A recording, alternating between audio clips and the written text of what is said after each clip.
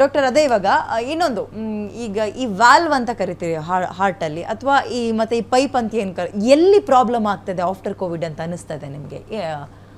ಏನಾದರೂ ಹೇಳ್ಬೋದಾ ಇದ್ರ ಬಗ್ಗೆ? ವ್ಯಾಲ್ವ್ ಅಂಡ್ ಕೋವಿಡ್ ಭಾಳ ಉತ್ತಮವಾದ ಪ್ರಶ್ನೆ.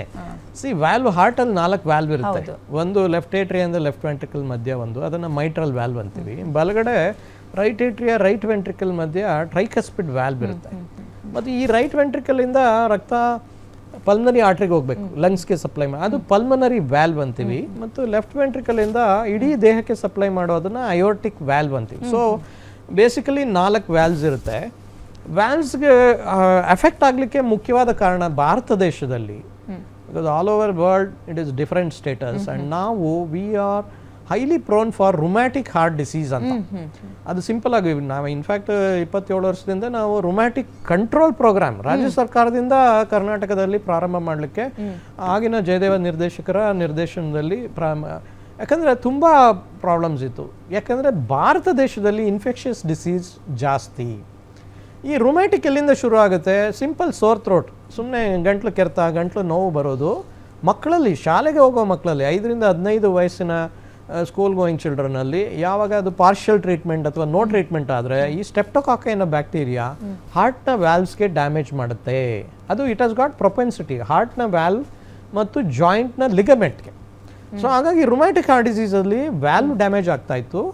ಅದು ಇನ್ಸಿಡೆಂಟಲ್, ಭಾಳ ಜನಕ್ಕೆ ಗೊತ್ತಾಗ್ತಾ ಇರಲಿಲ್ಲ. ಕೆಲವರಿಗೆ ಹಾರ್ಟ್ ಅಟ್ಯಾಕ್ ಆಗಿ ಹಾರ್ಟ್ ಫೇಲ್ ಆಗಿ ಬೇಗ ಬಂದ್ಬಿಡೋರು, ಕೆಲವರಿಗೆ ಸಿಂಪಲ್ ಎದೆ ನೋವು ಬಂದ್ಬಿಟ್ಟು ಡಾಕ್ಟ್ರಿಗೆ ತೋರ್ಸಕ್ಕೆ ಬಂದಾಗ ಎಕೋ ಮಾಡಿದಾಗ ವ್ಯಾಲ್ವ್ ಗೊತ್ತಾಗುತ್ತೆ. ಭಾಳ ಜನಕ್ಕೆ ಇದು ಎಸಿಂಪ್ಟಮ್ಯಾಟಿಕ್ಕು, ಬಟ್ 5 ವರ್ಷ 10 ವರ್ಷ ಆದಮೇಲೆ ಅದು ವ್ಯಾಲ್ವ್ ಪ್ರಾಬ್ಲಮ್ ಆಗಿ ಬರುತ್ತೆ. ಈಗ ಜಯದೇವ ಆಸ್ಪತ್ರೆಯಲ್ಲಿ 1 ಫ್ಲೋರ್ ತುಂಬ ಬರೀ ವ್ಯಾಲ್ವ್ ಕೇಸಸ್ ಇದೆ. ಅವರು 10-15 ವರ್ಷ ಆದಮೇಲೆ ಆಪರೇಷನ್ಗೆ ಬರ್ತಾರೆ. ಬಟ್ ಕೋವಿಡಿಂದ ವ್ಯಾಲ್ವ್ಗೆ ಎಫೆಕ್ಟ್ ಆಗುತ್ತಾ? ನೋ, ಕೋವಿಡಿಂದ valves do not get affected. Only ಕೋವಿಡಿಂದ ಏನಾಗ್ಬೋದು? ಮಯೋಕಾರ್ಡೈಟಿಸ್, ಹಾರ್ಟ್ನ ಮಸಲ್ಗೆ ಸಮ್ಟೈಮ್ಸ್ ಎಫೆಕ್ಟ್ ಆಗಿದೆ, ಮಯೋಕಾರ್ಡೈಟಿಸ್ ಅಂತ ಆಗಿದೆ. ಸಮ್ಟೈಮ್ಸ್ ಪೆರಿಕಾರ್ಡೈಟಿಸ್, ಹಾರ್ಟ್ ಸುತ್ತ ಸ್ವಲ್ಪ ನೀರು ಸೇರ್ಕೊಂಡಿರ್ಬೋದು. ಮತ್ತು ರಿದಮ್ ಡಿಸ್ಟರ್ಬೆನ್ಸ್, ಈ ಹಾರ್ಟ್ ಸರಾಗವಾಗಿ ನಡೆಯೋದು, ಮಧ್ಯೆ ಮಧ್ಯೆ ಎಕ್ಟೋಪಿಕ್ ಬೀಟ್ಸ್ ಬರೋದು ಅಥವಾ ಕಂಡಕ್ಷನ್ ಡಿಸ್ಟರ್ಬೆನ್ಸ್, ಈ ಇನ್ಸಿಡೆನ್ಸ್ ಇತ್ತು. But valve not affected. Okay, ಮತ್ತೊಬ್ರು ಕಾಲರ್ ಇದ್ದಾರೆ, ಮಾತಾಡಿಸ್ಬಿಡ್ತೀನಿ. ಡಾಕ್ಟರ್ ಮಧುಸೂದನ್ ಅಂತ. ನಮಸ್ತೆ ಸರ್. ನಮಸ್ತೆ ಮೇಡಮ್. ಇವಾಗ ರೆಗ್ಯುಲರ್ ಆಗಿ 6 months at least heart checkup ಮಾಡಿಸಿ ಅಂತ ಹೇಳ್ತಾರೆ. ಸೊ ಹಾರ್ಟ್ ಚೆಕಪ್ ಅಂದ ತಕ್ಷಣ ತಲೆಗೆ ಬರೋದು ECG. ಸೊ ಇವಾಗ ಯಾಕೆ ಹೇಳ್ತಾ ಇದ್ದೀನಿ ಅಂತಂದ್ರೆ, ಹಾಸನದಲ್ಲಿ ಒಬ್ರು ಡ್ರೈವರ್ ತೀರ್ಕೊಂಡ್ರು ಹಾರ್ಟ್ ಅಟ್ಯಾಕ್ ಆಗಿ. ಅವ್ರದ್ದು ಹಿಸ್ಟ್ರಿ ಇರುತ್ತೆ, 2 months ಬ್ಯಾಕ್ ECG ಮಾಡಿಸಿದ್ರು, ಎವ್ರಿಥಿಂಗ್ ವಾಸ್ ಕ್ಲಿಯರ್ ಅಂತ. ಸೊ ಅದರ್ ದೆನ್ ECG ಏನಾದ್ರೂ ಟೆಸ್ಟ್ ಮಾಡಿಸ್ಬೇಕಾ? ಯಾಕಂದ್ರೆ ಈಗ ಹಾರ್ಟ್ ಅಟ್ಯಾಕ್ ಅಂತಂದ್ರೆ ಇಟ್ಸ್ ನಾಟ್ ಇಮಿಡಿಯೇಟ್, ರೈಟ್? ಅದ್ಲೇನಾದ್ರೂ ಒಂದು 2-3 months ನಂತರ ಅದು ಡೆವಲಪ್ ಆಗ್ತಾನೆ ಇರುತ್ತೆ. ಸೊ ECG ಬಿಟ್ರೆ ಮತ್ತೇನಾದ್ರೂ ಮಾಡಿಸ್ಬೇಕಾ? ಎಷ್ಟು ವಯಸ್ಸು ಸರ್ ನಿಮಗೆ? ನನಗೆ 35 ಸರ್. ಯೂಶಲಿ ನಾವು ಜನರಲ್ ಫಿಸಿಷಿಯನ್, ನಾನು I am A surgeon, cardiologist ಇಲ್ಲಿ ಕುಳಿತಿದ್ದಾರೆ. ಎಲ್ರಿಗೂ 40 yearsಗೆ ಒಂದು ಮಾಸ್ಟ್ ಹೆಲ್ತ್ ಚೆಕಪ್ ಮಾಡಿಸ್ಕೊಳ್ಳಿ ಅಂತೀವಿ. ಅದರ most minimum is ECG normal ಇದ್ದರೂ ಹಾರ್ಟ್ ಅಟ್ಯಾಕ್ ಆಗ್ಬೋದು ಅಂತ ಆಲ್ರೆಡಿ ಕಾರ್ಡಿಯಾಲಜಿಸ್ಟ್ ಹೇಳಿದರು. ಸೊ ಅವ್ರಿಗೆ ಬಂದಾಗ ಏನನ್ನ ಡೌಟ್ ಆದರೆ TMT ಮಾಡ್ತಾರೆ, ಟ್ರೆಡ್ಮಿಲ್ ಟೆಸ್ಟ್ ಅಂತ. ಅದರೊಳಗೆ ಏನನ್ನ ಹೆಚ್ಚು ಕಮ್ಮಿ ಆದಾಗ ಆಂಜಿಯೋ, ಇದು ಪ್ರೋಟೋಕಾಲ್ ಚೆನ್ನಾಗಿರುತ್ತೆ. ನನಗೆ ನೋಡಿ 42 ವರ್ಷ ಇದ್ದಾಗ ಯಾಕೋ ಒಂಥರ ಡಿಸ್ಕಂಫರ್ಟ್ ಅನಿಸ್ತು. ನಾನು ಹೋದೆ ಕಾರ್ಡಿಯಾಲಜಿಸ್ಟ್ ಹತ್ರ, ECG ಮಾಡಿದರು, ಏನೋ ಚೇಂಜಸ್ ಇದೆ, ಒಂದು TMT ಮಾಡೋಣ ಅಂದರು. TMT ಒಳಗೆ ಚೇಂಜಸ್ ಬಂತು. ಡಾಕ್ಟ್ರೇ ಆಂಜಿಯೋ ಮಾಡಿಸ್ಕೊಂಬಿಡಿ ಅಂದರು. ಜಯದೇವ್ ಹೋಗೋದೆ, ಆಂಜಿಯೋ ಮಾಡಿಸ್ಕೊಂಡೆ, ಟ್ರಿಪಲ್ ವೆಸಲ್ ಬ್ಲಾಕ್ ಅಂತ ಬಂತು, ಬೈಪಾಸ್ ಮಾಡಿಸ್ಕೊಂಡೆ. 22 ವರ್ಷ ಆಯ್ತು, ಇವತ್ತು ಚೆನ್ನಾಗಿದ್ದೀನಿ. ಸೊ ನಿಮಗೂ ಕೂಡ ಅದೇ ಗೈಡ್ಲೈನ್ಸು. ದಯವಿಟ್ಟು ಆ ರೀತಿ ಇದ್ದಾಗೆ ಅವ್ರ ಒಪಿನಿಯನ್ ತೊಗೊಳ್ಳಿ. ನೀವು ಪಕ್ಕದ ಮನೆಯವ್ರ ಒಪಿನಿಯನ್ನು, ಇನ್ಯಾರೋ ಅನ್ಕ್ವಾಲಿಫೈಡ್ ಡಾಕ್ಟ್ರು ಇಲ್ಲ ಯಾರೋ ಆಯುರ್ವೇದದವ್ರು ಹೇಳಿದ್ರು, ಅವನ್ನೆಲ್ಲ ದಯವಿಟ್ಟು ಬಿಟ್ಟುಬಿಡಿ.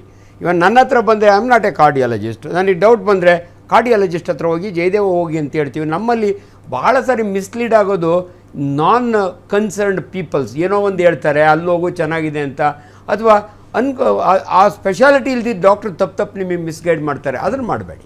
ಓಕೆ, ಧನ್ಯವಾದಗಳು ಕರೆ ಮಾಡೋದಕ್ಕೆ. ಡಾಕ್ಟರ್, ಇನ್ನೊಂದು ಹೇಳಿದ್ರೆ, ಈ ಡಯಾಬಿಟಿಕ್ ಇದ್ರೆ, BP ಇದ್ರೆ ಅದು ಕೂಡ ಸ್ವಲ್ಪ ಸಮಸ್ಯೆ ಆಗ್ಬೋದು ಹಾರ್ಟಿಗೆ ಸಂಬಂಧಪಟ್ಟಂತೆ ಅಂತ. ಹಾಗೆ ನೋಡೋದಾದ್ರೆ ಈ ಥರ ಆತಂಕ ಇದ್ದಂಥವ್ರು, BPನೂ ಇಲ್ಲ, ECGಯೂ ಕೂಡ ಸರಿಯಾಗಿದೆ, ಬಟ್ ಬ್ಲಡ್ಡಲ್ಲಿ ಕೊಲೆಸ್ಟ್ರಾಲ್ ಇದೆ ಅಂತ ಬ್ಲಡ್ ಟೆಸ್ಟ್ ಮಾಡಿದಾಗ ಗೊತ್ತಾಗಿರುತ್ತೆ. ನಾವೇನು ಮಾಡಬೇಕು ಅಂತ ಕೆಲವರು ಪ್ರಶ್ನೆ ಕೇಳ್ತಾ ಇದ್ದಾರೆ.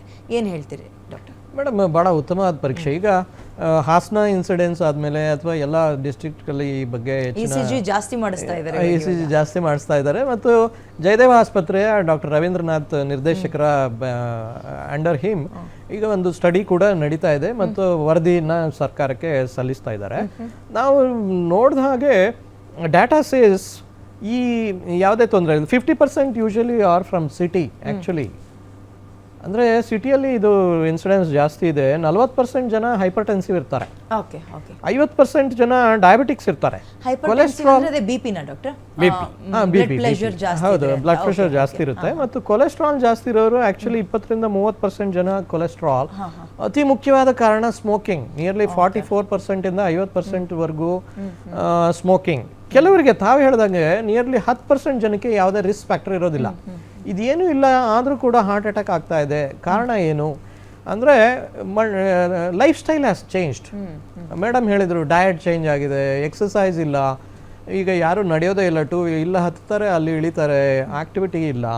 ಆ್ಯಕ್ಚುಲಿ ಈಗ ಗೂಗಲ್ ಫಿಟ್ ಎಲ್ಲ ಮೊಬೈಲಲ್ಲೇ ಹಾಕ್ಕೊಂಡು 3-5 ಕಿಲೋಮೀಟರ್ ನಡಿಬೇಕು. ಪ್ರತಿಯೊಬ್ಬರಿಗೂ ಶಾರೀರಿಕ ವ್ಯಾಯಾಮ, 1000 ಹೆಜ್ಜೆ ಅಂತ ಹಾಕಬೇಕು, ಎಕ್ಸಸೈಸ್ ಇಲ್ಲ. ಮತ್ತು ನಾ ಹೇಳ್ದಂಗೆ some rare disease like homocysteine etcetera, including anxiety. ಹೌದು, ಒಂದ್ ಕಡೆ ಡಾಕ್ಟರ್ ಈಗ ದುರಭ್ಯಾಸಗಳು ಇರಬಾರ್ದು, ಜೀವನ ಶೈಲಿ ಚೆನ್ನಾಗಿರ್ಬೇಕು, ಆಲ್ಕೋಹಾಲ್ ಅದೇ ಸ್ಮೋಕಿಂಗ್ ಆಗಿರ್ಬೋದು, ಕುಡಿಯೋದಾಗಿರ್ಬೋದು ಬಿಡಬೇಕು ಅಂತಾರೆ. ಯಾವುದೇ ಕೆಟ್ಟ ಅಭ್ಯಾಸಗಳು ಇಲ್ಲ ಅಂದಾಗ್ಲೂ ಬ್ಲಡ್ ಅಲ್ಲಿ ಕೊಲೆಸ್ಟ್ರಾಲ್ ಎಲ್ಲ ಜಾಸ್ತಿ ಆಗ್ತಾ ಇದೆ ನನಗೆ, ಮತ್ತೆ ನನ್ಗೆ ಭಯ ಎಲ್ಲಿ ಹಾರ್ಟ್ ಅಟ್ಯಾಕ್ ಏನಾದರೂ ಆಗ್ಬಿಡುತ್ತೋ ಅಂತ ಈ ಹೆದರಿಕೆ ಅನ್ನೋದು ತುಂಬ ಜನ ನನಗೆ. ಬಿಕಾಸ್ ಒಂದು ವಿಡಿಯೋ ಮಾಡಿ ಅಪ್ಲೋಡ್ ಮಾಡ್ತಾ ಇದ್ದೆ, 6 ಗಂಟೆಗೆ ಡಿಬೇಟ್ ಇದೆ, ನಿಮ್ಗೆ ಏನಾದ್ರು ಡೌಟ್ಸ್ ಇದ್ರೆ ಕೇಳಿ ಅಂತ. ಆಗ ಹೇಳ್ತಾ ಇದ್ರು ಯಾವುದೇ ರೀತಿಯ ಬ್ಯಾಡ್ ಹ್ಯಾಬಿಟ್ಸ್ ಇಲ್ಲ ನನಗೆ, ಬಟ್ ಬ್ಲಡ್ಡಲ್ಲಿ ಕೊಲೆಸ್ಟ್ರಾಲ್ ಇದೆ, ನನಗೆ ಆತಂಕ, ಎಲ್ಲಾದರೂ ಹಿಂಗಾಗ್ಬಿಟ್ರೆ ನನಗೆ ಅನ್ನೋ ಆತಂಕ ಇದೆ, ಏನು ಮಾಡಬೇಕು ಅಂತ ಕೇಳ್ತಾ ಇದ್ದಾರೆ. Cholesterol is a very important risk factor. So ಇದೇನಾಗುತ್ತೆ, ಅಂಡ್ ನಾನೀಗ ಕಳೆದ 2 ತಿಂಗಳಿಂದ I represented India in British cardiology ಸೊಸೈಟಿಯ ಇಂಟರ್ನ್ಯಾಷನಲ್ ಕಾನ್ಫರೆನ್ಸಲ್ಲಿ. So we do take all the data from all countries. South east ಏಷ್ಯನ್ಸ್ಗೆ ನಮಗೆಲ್ಲ ಟ್ರೈಗ್ಲಿಸರೈಡ್ ಇನ್ಹರೆಂಟ್ಲಿ ಜಾಸ್ತಿ ಜೆನೆಟಿಕಲಿ. ಈ ದಕ್ಷಿಣ ಏಷ್ಯಾದ ಪಾಪ್ಯುಲೇಷನ್ ಏನಿದೆ, ಭಾರತ, ನೇಪಾಳ್, ಪಾಕಿಸ್ತಾನ, ಬಾಂಗ್ಲಾ, ಬರ್ಮಾ, ಇಲ್ಲೆಲ್ಲ ಈ ಕೊಲೆಸ್ಟ್ರಾಲ್, ಕೆಟ್ಟ ಕೊಲೆಸ್ಟ್ರಾಲ್ ಯುರೋಪಿಯನ್ಸ್ಗಿನ್ನ ಹೆಚ್ಚು. ಸೊ ಕೊಲೆಸ್ಟ್ರಾಲನ್ನು ನಾವು ಆ್ಯಸ್ ಅ ರೊಟೀನ್ ಒಂದು ಬ್ಲಡ್ ಟೆಸ್ಟ್ ಮಾಡಿದಾಗ ಖಂಡಿತ ನಾವು ಶುಗರ್ಗೆ ಸ್ಕ್ರೀನ್ ಮಾಡ್ತೀವಿ, BP ನೋಡ್ತೀವಿ, ಕೊಲೆಸ್ಟ್ರಾಲ್ ಚೆಕ್ ಮಾಡ್ತೀವಿ, ಥೈರಾಯ್ಡ್ ಪರೀಕ್ಷೆ ಮಾಡ್ತೀವಿ. ಕೆಲವೊಬ್ಬರಿಗೆ ತಾವು ಹೇಳಿದಾಗ ಏನೂ ಇಲ್ಲ, ಯಾಕಾಯಿತು, ಫ್ಯಾಮಿಲಿ ಹಿಸ್ಟ್ರಿ ಇರುತ್ತೆ. ಕೆಲವೊಮ್ಮೆ ನೀವು ನೋಡಿ, parents had a heart attack at 50 ವರ್ಷ, ಅವರ ನೆಕ್ಸ್ಟ್ ಜನ್ರೇಷನ್ನು 40-30ಕ್ಕೆ ಬೇಗ ಬರುತ್ತೆ. ಹಾಗಾಗಿ ಫೆಮಿಲಿಯಲ್ ಹೈಪರ್ ಕೊಲೆಸ್ಟ್ರಾಲಿಮಿ ಅನ್ನೋದು ಕೂಡ ಇದೆ. ತಂದೆ ತಾಯಿಗಿದ್ರೆ ಮಕ್ಕಳಿಗೆ ಕೊಲೆಸ್ಟ್ರಾಲ್ ಆಗುವ ಸಾಧ್ಯತೆಗಳು ಜಾಸ್ತಿ. ಮತ್ತು ಒಬೆಸಿಟಿ, ಈಗ ಭಾರತದಲ್ಲಿ ನಾವು 25 ವರ್ಷದಿಂದ ಬೆಂಗಳೂರು ಮೆಡಿಕಲ್ ಕಾಲೇಜಲ್ಲಿ ನಾವು ಮಾಲ್ ನ್ಯೂಟ್ರಿಷನ್ಗೆ ವಾರ್ಡ್ ಇತ್ತು. ಈಗ ವಾರ್ಡಲ್ಲಿ ಯಾರೂ ಇಲ್ಲ, ಈಗೆಲ್ಲ ಒಬೆಸಿಟಿ. ಇನ್ಫ್ಯಾಕ್ಟ್ ರಿವರ್ಸ್ ಆಗಿಬಿಟ್ಟಿದೆ. Obesity is also A very important risk factor for heart attack. ಅದನ್ನು ಜನ ಇದರಿಂದ ಆಗಿರ್ಬೋದು ಅಂತ ಅನ್ಕೊಳ್ಳಲ್ಲ.